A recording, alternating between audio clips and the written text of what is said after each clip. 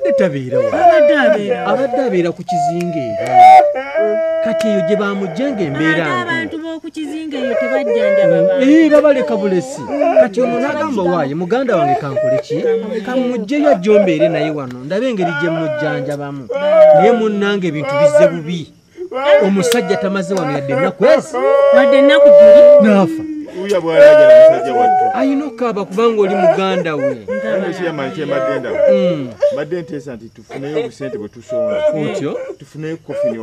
bamutwalire mu kitiibwa tatasama omuntu waffe ye muntu bannange mulabye nga tetunnaba kulaba ntambula emutwala ye baziikawa ewaabwe eri ekabula soke twandisoose ku nankani ntambula kati ne kofini era omuntu nina omuteeka mu kofini kubanga bwe tunaamala omuteeka mu kofini kati awo entambula tujja kwesonda ate tulabe engeri gye tugenda naye nga tetunnaba kusalawo mbadde ngamba tuyite tata Saamu tusooke tuteeseeko naye tulabe kikyakola ki kyagamba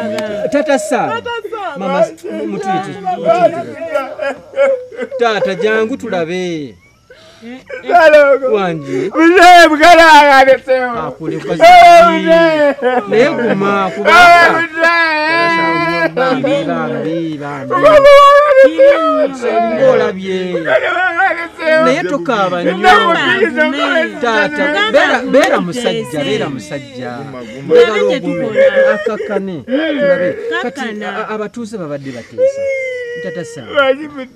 abatuuze bagamba nti tusonde ku busente wano tumufunire kesi muganda waffe agendere mu kitiibwa mpozi tugenda ziika eri gye mmanye kabula kakati olowooza kesi weetaaga ya sente mmeka kesi ndowooza bukadde singa 18 kiki ate kati kiki mumulowooza nyinza okukola ekintu kyasifunako